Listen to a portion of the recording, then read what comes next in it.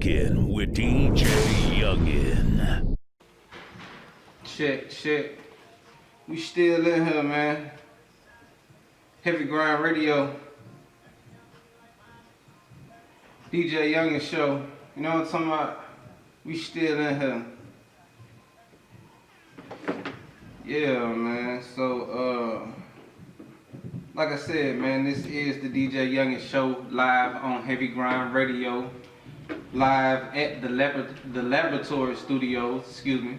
Shout out my sponsors, Pheno Beauty. Happy birthday, Pheno Beauty. Money Life Apparel, Top Shelf Mobile Detailing, Hot Blaze Promo, Truth for Life Promo, and the Dreaded Truth, man. Shout out to X Squad DJs, my squad. Shout out to big homie DJ Brad, Legion of Doom. We still working. Happy birthday, Greg G. I know Filthy Rich Fridays was litty last night. I posted, pulled up on it. I didn't even get to make it, man, but I know they made a movie in there last night, man. But yeah, man, we're gonna keep the show going. We got another special guest in the building. Yo, what's I'm up? Forever Jazz. Yeah. What's going on? How you doing? I'm chilling. I'm happy to be here. Okay. How was the traffic getting here today, man? They say it warmed up a little bit out there. So I think my lift was kind of like a little high or something, because he was at the wrong gate at my apartment. Right. And my apartment is kind of huge. Right. So yeah, he had to do a little detour. But it's all good. I'm here. Hey, man, shout out to Lyft and Ubers, man. They coming through in the clutch, you know what I'm saying? Sometimes they be, hey. Off the drop. Yeah. So, tell the people, who is Jazz? Where is she from? What I a little am about you. Jasmine, aka East Beach Jazz from New Orleans. Okay. Let me be specific. New Orleans East. East. You heard me? East And New Orleans. I'm yours truly from 60 Days in Season 5. Yours truly. 60 days Yes. in Season 5. Hey, say less. So talk about that. 60 days in. What was that experience like? All right, so I've been in jail, but I've never did a real true bid. I think like that should have been my first bid ever. I did a little traffic, a little fight, you know what I'm saying? But for the first time, I actually got the experience to really see, like, look, I had 3 pounds of methamphetamine, you heard me? I never seen no meth in my life. Swear to God. Right. But it was just, that was my role I had to play. And I held my role down, like, it was what it was. I really did a bid. You know, not a long bid, but I did like a little 2-1. You know what I'm saying? Okay. So, like in that process, like you said, you never really did that bid, but like with knowing like you say, you was like, so to say, the inside man. Did that play like any kind of, did it sway you in any way? Did it? It made me smarter. Okay. It made me real smart. I knew like what's the do's and what's the don'ts. And I learned a lot of street codes from another state, because we was in Arizona. Okay. You know, New Orleans and Arizona is like 2 totally different places. Right. And the way they move compared to New Orleans is different. Like you get a slap in your wrist for heroin. That's kind of different for the South. Yeah. You know, methamphetamine, you get more of a charge. I had to learn a lot. I had some of the youngest cellmates. I had like 5 cellmates the whole time in there, because it kept flipping. I had one I never experienced. I forgot what it's called when somebody be high, but they needed the withdrawal. the withdrawal. Yeah. My bunkie, that's what she called me. She was like, Bunkie, I'm sorry if I wake you up, but it was like 4 in the morning. I'm looking at her like, what's wrong? What's wrong? And she went to tripping. I'm like, beating on the wall, like, and see, they didn't catch a lot of parts. I'm beating on the wall, like, she tripping up here. Come get her, please. You know what I'm saying? So I really had like my own like experience, and I was just like, yo, she was 21. 5 kids. Okay. And that scared me, because I'm like, she had 5, she only 21. But I taught her how to read the Bible. I had another bunkie. She was just ignorant. Like, Whatever came off her tongue, she said it. She said it like literally, like she was ignorant. But she was somebody. I told her I bring you to the city because she was just real. It was her. But it was funny. The DOs, I was scared. I can't lie. I don't sugarcoat shit. Before I went in, I was crying. Cause at first I was like, man, I'm going to do a show. Yeah. When I found out that shit was real, I was like, wait, man, Sandra Bland, man, I'm not about to die up in nobody's jail. I'm telling her like, man, I might back out of this shit. You know what I'm saying? But then Dave, if you watch the show, he was like, man, you got this. Don't look, ain't no flexing right now. Let's do this, you know. The next day, out of all the females, they called me and they said, you going in first. I looked at them like, It's just free pitch, you know? you gonna pick me to go in first? Man, you out your top. Like, I'm looking at everybody like, I don't know if y'all watched that little movie with the Mockingbird G, but I was really on some shit like, adios. But it was dope though. I mean, my experience was nice. If you see me, there's a few little bitches I should have batted up, but they had rules. People don't get it. It's like, why you didn't hit this person? See, Abner was different. Abner batted a little dude up. You know, he been a Rikers. Got it. He probably caught a flashback. But I wasn't about to bat no little chick up knowing they had rules. The rules were, if you hit somebody, anything, without them hitting you first, you had to do 2 weeks. And that was off camera. I'm not my freedom. You ain't finna trick me. Nah, You trying to trick it's a TV me, show. yeah. Stick with y'all TV show rules. Let's get it, you know. It was dope though. Like it was just an experience. But I was a smoker. I'm finished smoking. I don't smoke nicotine no more. You know. But yeah. So when I was in there, I was asking like, where the cigarettes at? I knew it was a TV show, but I'm asking like, where is the cigarettes? Man, they was walking around with icy bomb. And they taught me something new. If you cut it off and you flip it in, you smoke it, it's menthol you smoking. And I said, well, damn, if they doing that, I really do need to quit smoking. If that's what they doing. You know what I'm saying? It made me think. Besides that, I mean, shit. Menthol. Yeah. I'm telling you, from now on, I'm about to have my insurance on my car. I'm about to walk a straight line because jail food is nasty. Literally, if y'all watch the first, like, I think it was episode 1 or 2, I think I threw up the first week or something. Damn. I was looking at them in the camera like, look, this shit nasty. I couldn't do it. And then the little drink, the little juice and the little... Peter, that testosterone. Saltpeter, yeah. Saltpeter. And when I tell you, I got pregnant right after I got out of jail. That's saltpeter do it, yeah. I was fresh. Like, That's all literally. That's all.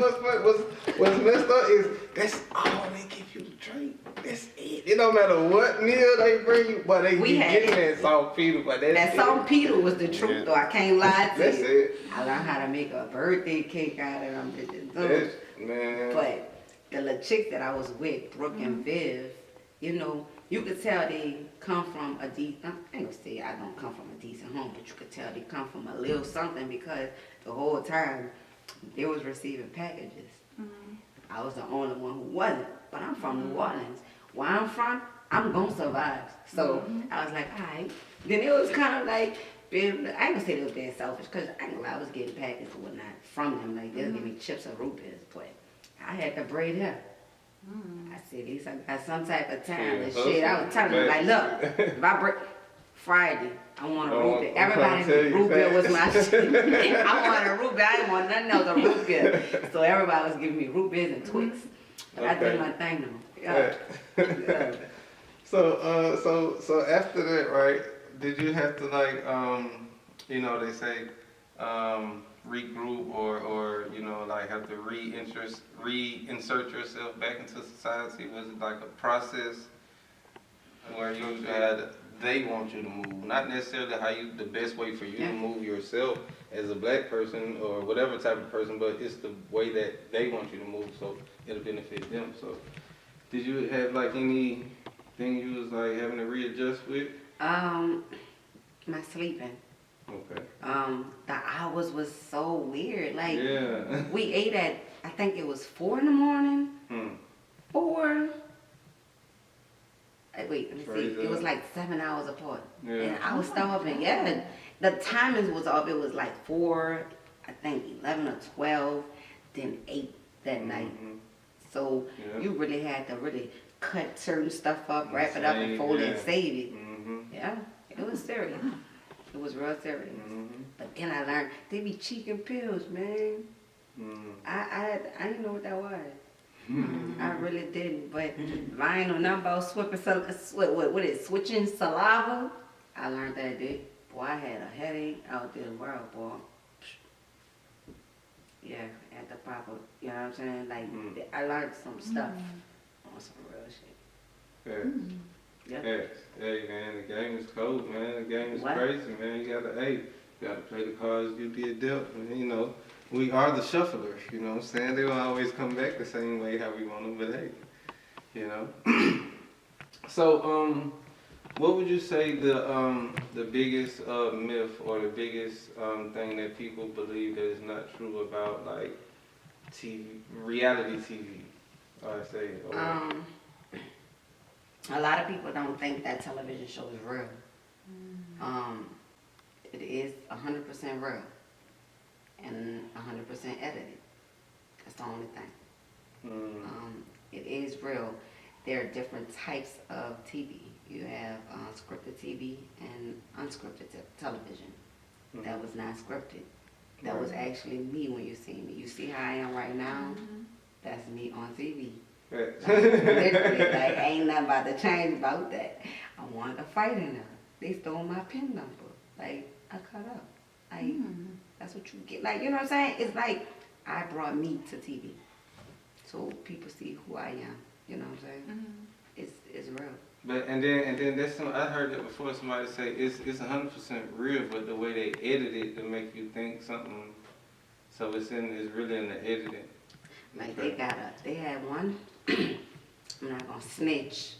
They had one female who didn't come out her celly but 3 times, and she got kind of like glorified.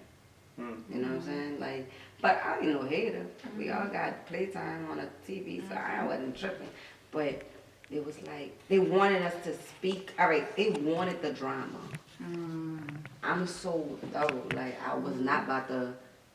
Like, it wasn't like the other television shows, like where the other series, episodes, whatever, seasons, to where they didn't know each other. We knew each other.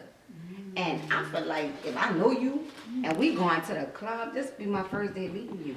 If something happened to you, I'm coming. You want to see my little bit ass swimming over there? Like, yeah. So I felt like I'm not about to turn on neither one of these females. We in this together. Right. Just watch this show. I was the thorough one. I ain't saying nothing. They were asking me questions. I'm like, it was like, what you think about such and such? That's all. You know what I'm saying? I'm not like that. I'm not about to sit up there and give you something to feed off of when it's not true. You know what I'm saying? Yeah, they're gonna make it look fucked up. Yeah. It took me a minute to get over that because I was like, I was still mad at her. Like, you talked about me, son? Like, really? And we was all like, see, we would never talk about each other. And then I get off the thing. Now I see the production like, you sure you don't want to say nothing? And I'm like, no, I don't want to say nothing. What you keep asking me for? They're like, you show. Like, all right, now watch the show. That next shit came through.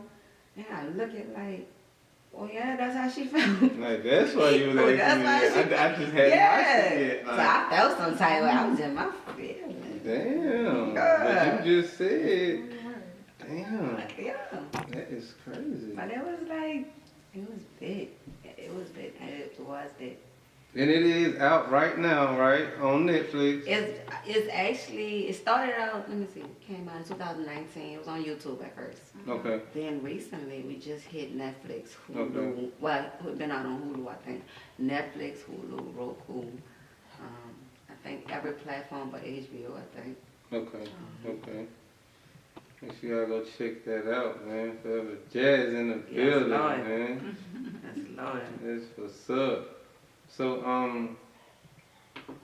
so how did you originally get into acting or TV cast? So you from jump. I have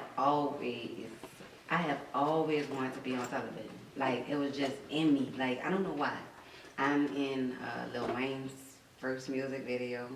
Okay. I'm in a bunch of local videos from home. Okay. Then I was running behind a Negro, and I came out here. And things went so wrong. I was like, I'ma show him, like, I'm somebody. I looked on Craigslist, and it was like, come get a job at the radio station. So I'm like, all right, cool. Man, I didn't know the job was to get my own radio station. Like, I'm like, yo, I got my own podcast. I wasn't built for that. I'm not gonna lie. But I talk shit all day. Like, if you hear me, y'all see my mouth run. But I started off there. And from there, it went from God opening that door, and I was like, God, like, come on, man, like, show me something. And I actually changed throughout that process, too. So I was like, what you got for me? Because this not it. And I kid you not, I was laying on a blow-up mattress, me and my son. And I was like, you know I want to do TV. Forget this radio. I can't do the radio. But the radio introduced me. So my voice, he had to really build me. So my voice, I had the voice. But I was scared of camera. So he said, all right, I'm about to show you something. I went on Craigslist. My little partner told me, she was like, go on Craigslist. You need to be on TV. I might be on TV. You think so? So it really had something to say, do you want to be on TV? I'm like, yo, this me. So I went and signed up, and 2 days later, the lady inboxed me back like, yo, what you do? I'm like, I'm on the radio, I'm on a podcast. Whoa. She's like, you want to be on TV? I'm like, sure. She was like, go look up 60 Days In. All I saw was Muhammad Ali's daughter, Miriam, on the first season ever. And I was like, yo, girl. It took 99 emails. 99 emails? 99 emails. I still have it. And I look back at it like, yo, look at the conversation. And boom. And it went from there. I had my small platform. Boom. I'm sorry. Had my small platform. And from that day, I just been saying, God, guide my feet and bridle my tongue. I use that every day, no matter what, because if it's not a place I don't need to be, I'm not going to be. If it's a place I need to be, hold up. Am I saying it right? Hold up. Yeah, you saying All it right. But even certain things, like Right. stuff that come out of my mouth, if it's meant for me to say it, I'm going to say it. Because I literally wake up and say, God, my feet, my tongue. So everything that come out of my mouth, whether I'm cursing or not, I'm getting a point across and I'm telling you who I am. And boom, here I am. Yeah, right. Yeah. That's right, though. You know, we got to lean on faith, man. Faith is the way, you know. All day, every day. Facts. So, you say you from east side of New Orleans. Yes, Did you grow up, like, out there? And talk about that. Let's talk about New Orleans East. I'm going to tell the facts about me. Okay. Because a lot of people do not know a lot about me. I was raised in a 2-parent home, strict, real strict. I was a wild child. My daddy was the ghetto one, and my mom was the more bougie one. New Orleans East at the time was the real uppity class type area back then. Okay. And now it's the little Iraq. But I went to a private school. Okay. I went to the best of schools. It was something in me. I was rebellious. I was bad. I was on punishment 24/7. I wanted to do what everybody else, mothers would allow them to do, like going out. I couldn't do that. So I had to be the tomboy. My daddy would only allow me outside to play football. It was crazy. Like, I ran track. I literally, like, come from a sheltered home. And then how they said, when you're strict on your child, that'd be the worst one. Let's be rebellious. I was that. But one thing that stayed in my head, because I was a real street chick. Like, I was on Bourbon 24/7. You call me on Bourbon, I was a fighter. I was in a club making my little money. I was in a shake joint. I was wild. And it took me to go to the military, come back home, change my life. But I see I done learned so much stuff. Like, let me just bring all this New Orleans somewhere else. Cause I had it. Like, I've been all over the world. The military brought me all over the world. So, like I said, God was just building me. I was rebellious. So therefore, I snap on anything, you know. On top of that, I'm a real speaking person. Like, New Orleans taught me how to really hustle. I was a real true hustler. Like, I remember my mama cried. She couldn't afford the stuff I wanted, you know. I came home with a book sack full of money. Yo. How old you I think I was like 18. Okay. Man, I came home with a backpack full of money. My mama looked at me and cried. She said, I don't know what you're doing out there. But I wasn't doing nothing but dancing. Back then, dancing was a real, like, it was a sin. But I ain't care. I really didn't. I used to moonlight. You know you're not supposed to moonlight. Go to the club. I didn't care. I was just, wow, New Orleans really raised me. Like, literally, I know how to, if I wanted to be that old person again, I know how to, like, get over. I know how to manipulate. I don't do that no more. But it raised me. And I really had a wake-up call recently. So, yeah, it was like, New Orleans is my homie. My homie love us. Homie love. Is it does Atlanta have any close resemblance or anything that kind of feels like home here in Atlanta? I was about to say the seafood, but then I've been lying. Yeah, okay. Cause I don't know, it got some good seafood, but no place like home. New Orleans is just a place for the seafood. That gumbo and the... Yeah, I'm crying because I can't go home for Christmas. I am drove. But Atlanta, believe it or not, I love New Orleans. I love Atlanta. I hate comparing them because y'all know Atlanta and New Orleans still stuck on this stupid ass. I don't know. They do not. That's so 1995. But they don't. It's crazy. I mean, that's okay. That's real, but that's just, it's crazy. And the thing is, New Orleans have great talent. Atlanta has awesome talent, and would remind. Well, I like Atlanta. I don't know, like the resemblance, the clubs. Okay. Big city. I mean, and that's just like any big city. They're just like Dallas, Fort Worth. They're just like, you know, Houston, you know, but Atlanta support, yo. Yeah. When I tell y'all. Atlanta, yo. Yeah. Yo, I hate to say it. Like, I came out here. Yo, my life was like, even people I don't. You know what I'm saying? You know what I'm saying? Like, you could tell somebody in Atlanta you're a tap dancer. Guess what? You're gonna be the biggest tap dancer. You're gonna be the biggest tap dancer ever. In New Orleans, they just gotta come together. Like, we got the beef just so sick, yo. Like, we got talent.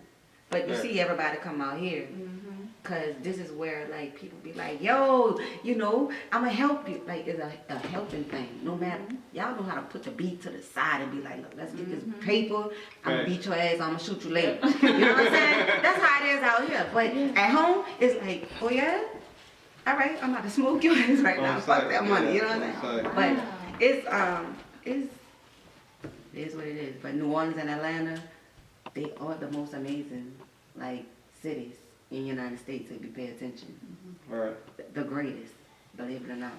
I ain't gonna lie though, like everything is like especially with the seafood, like everything says New Orleans mix, New Orleans style, you know what I'm saying? Like They be everything making it so like mad. Oh my God, look. Even the if y'all box ever go stuff. home, if y'all ever go to my hometown, I gotta go to Cajun Shack. Cajun Shack has these shrimps. I'm so mad right now.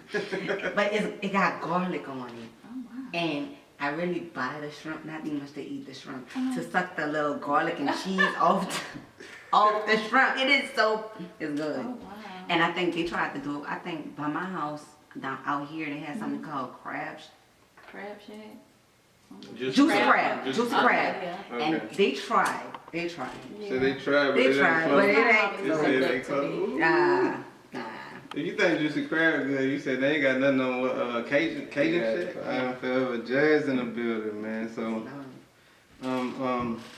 So is anybody interested to getting into that TV film world? What would you tell them?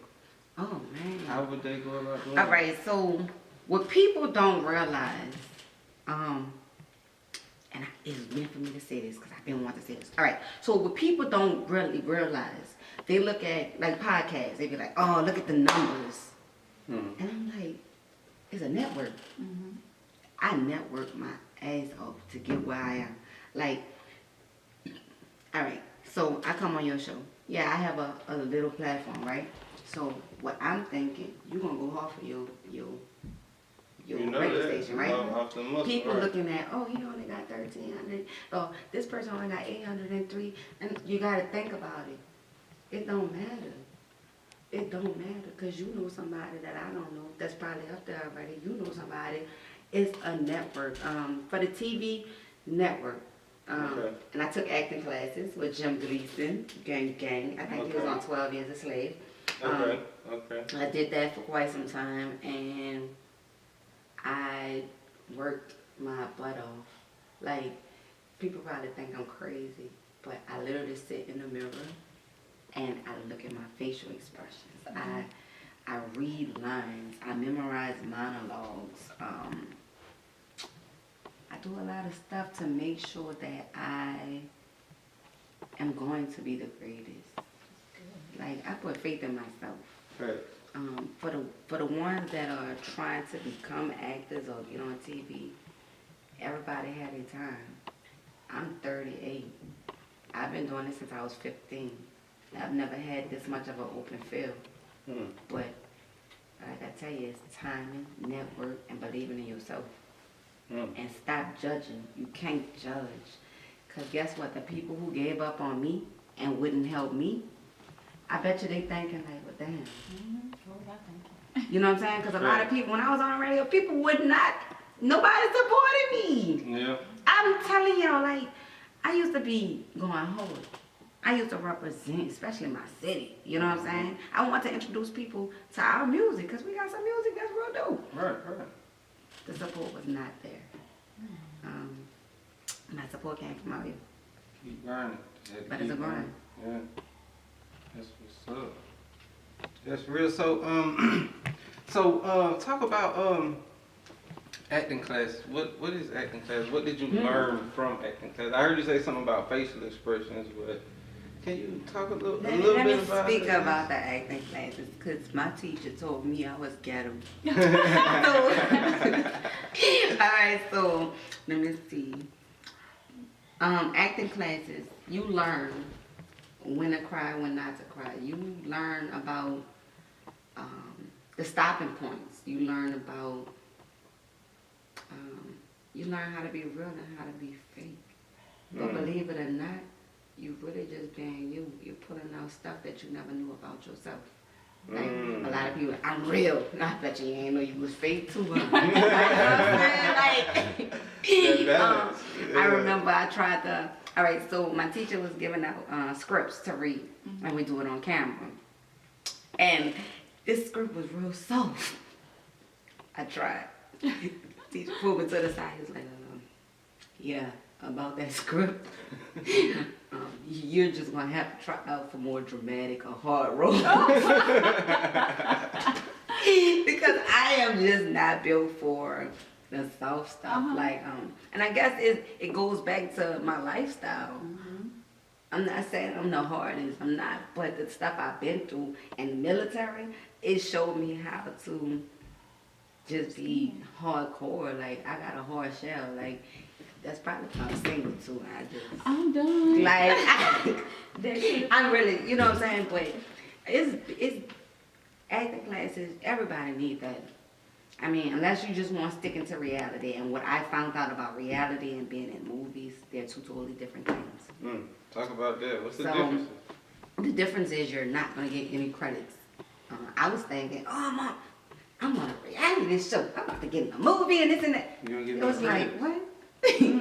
You better stick your little butt on the reality side. I'm like, what you mean? It was like, no, it's a difference. You cannot go from reality to movie. And I'm like, I seen people do it, but I didn't have enough. You know what I'm saying? I do have credits. I have my I don't know how to say it yet, but y'all know what I'm saying. I have my 3. Okay. I'm trying. So talk about that. What I have you know. Well, I've done Robert Irvine show, and I brought my somebody I used to know on there with me. I did that. I've done. Let me just hold up. So I did that. I did the TV show. I wrote 2 books that are out on Amazon right now. 2 books. Okay. One called Uncovering Savage, and it's about a raw and uncut and savage female who got played. And she just disrespected and cut up on every Negro she met. I'm gonna have to get that one. You got it. Juicy. And then I got another one, His Calm My Pain. Yeah. And the author name, I go for my author name, which is J. Ruff. Okay. And, J. Ruff. Yeah. Okay. And let me see, I work with celebrity photographers, Dale, shot by Dale. I work with Adiron Mothersell, who actually worked with Boris Kojo and his wife. He's out of Newark. Shout out to Newark, Brick City. Yeah. That's my fam from New Jersey. And by the way, my dude took me everywhere around there. Like, I seen Patterson. Yeah. I was kind of like, bucked up. Let me see. I did GEI magazine, which is based out of New Orleans, Florida, and Atlanta. I think they discontinued it. I've worked with, trying to see. Shout out to Miss Tasha. She used to be my manager. Okay. Yeah, she actually encouraged me to write a book. She was, what's the guy? Straight from Compton, Jason Mitchell. That was his, that is his manager. That was my manager. She's a great person. She actually put me on his path. Because I didn't know what to do. Yeah. Shout out to her. That's what's up. She was like, you need to invest in yourself. And I'm like, what am I writing about? And then I said, let me talk about all the mess that I got myself into. So, yeah, I'm trying to see. I work with the greatest of the greatest, and I still am. I'm still running into people. Big shout out to King James Worthy. You dig? Okay. Cal Dawson. He's a big influence right now. Mr. Jerome, he's a big influence. Shout out to Rev. Work with Rev, y'all know, Tupac cousin. That's my dude. Shout out to, I'm trying to see who else I've been running into. It's crazy. There's too many names, huh? Yeah, like, it's just, they come and, I work with, shout out to Crank Lucas, you did. Crank Lucas, And he was just on a live just now, you heard me? Crank Lucas, his stuff just dropped, you heard me? And I got a, going to number 3, another challenge. That's my my little brother, Hype Man Bam. Okay. He's another upcoming artist, but he's actually pretty big. Lil Brino, man, it's a few people. Shout out to Lil Brino. Lil Brino, that's my legit man. Brino, Yeah, that's my baby. Like literally, she doing her thing. She been through a lot. I watched her growth. She actually was one of the 3rd people to be on my radio station. Okay. I've been keeping follow with her ever since. My mama doing her thing straight up. I need to get her in here, man. I Definitely. a while back, man. Yeah, that's what's up, man. I got a few. I'm telling y'all, and I always support, like literally, I'm always supporting of independent artists. Right. I love them, although, they got the ones that are out on a major platform. The ones on a little platform doing their thing too. Just like we think Beyonce somebody, but we still got a few Beyoncés in the street world. Nah, look, man, I'm talking about, man. And like she said, man, independent artists, man, and especially the black owned us, man. I'm supporting anything independent, man. You know what I'm saying? Anything ownership, man. We gotta, retain ownership, man. We gotta retain royalties, man, intellectual properties, man, assets, so we can get, dividends and royalties off of that, man. And you know, pay it forward, man, for generations, man. But you know, we gotta build, man, real shit, man. Shout out to Jazz, You man. already know. I'm telling you. And I'm telling everybody, please don't give up. Because if I would have gave up, guess what? I wouldn't be where I'm at. You gotta keep pushing. Yeah, Hey, so free. I got a question, right? Because I'm real interested. Like, so talk about the process of writing a book. Okay. Is that a long process, or is it like how?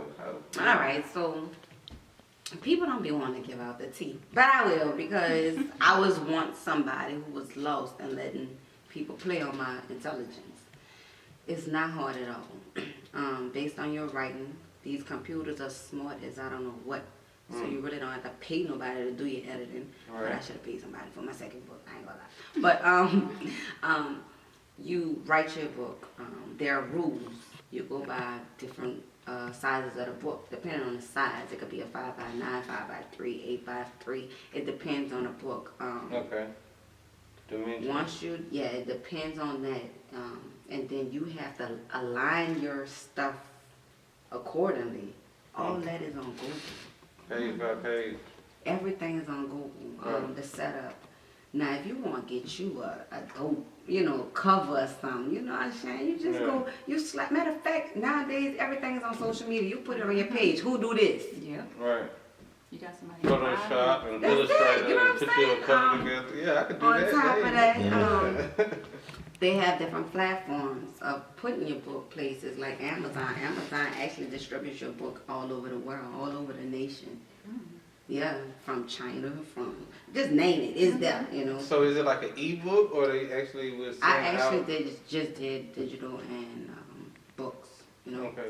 But if you want something bigger or something, you get a literature agent, to where A you literature put agent.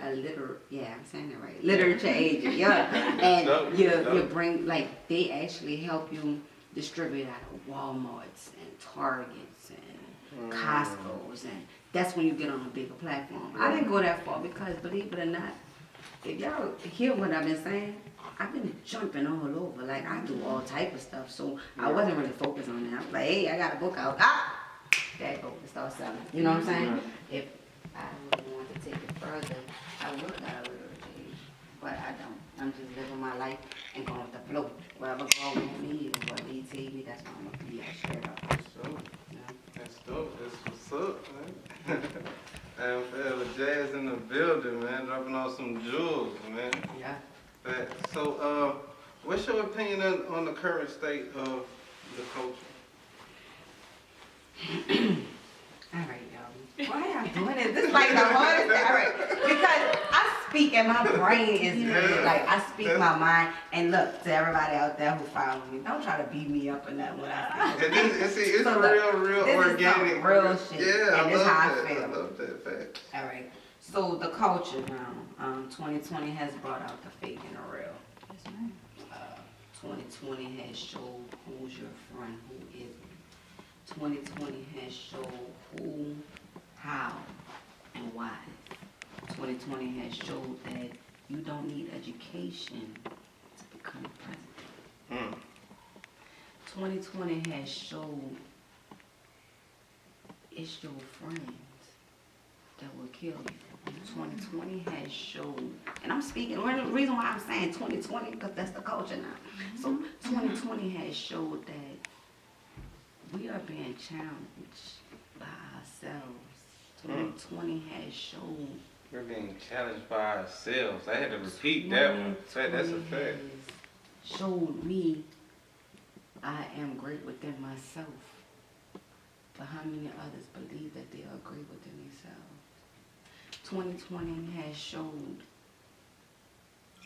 rap is about to change. You're going to have to pick a side. Not, oh, I like this person, that person music, I like that nigga, that. You're going to have to literally pick a side. In a few years, you're not going to be able to listen to your favorite rapper because you like them. 2020 has showed that if you got the biggest butt, you smoking.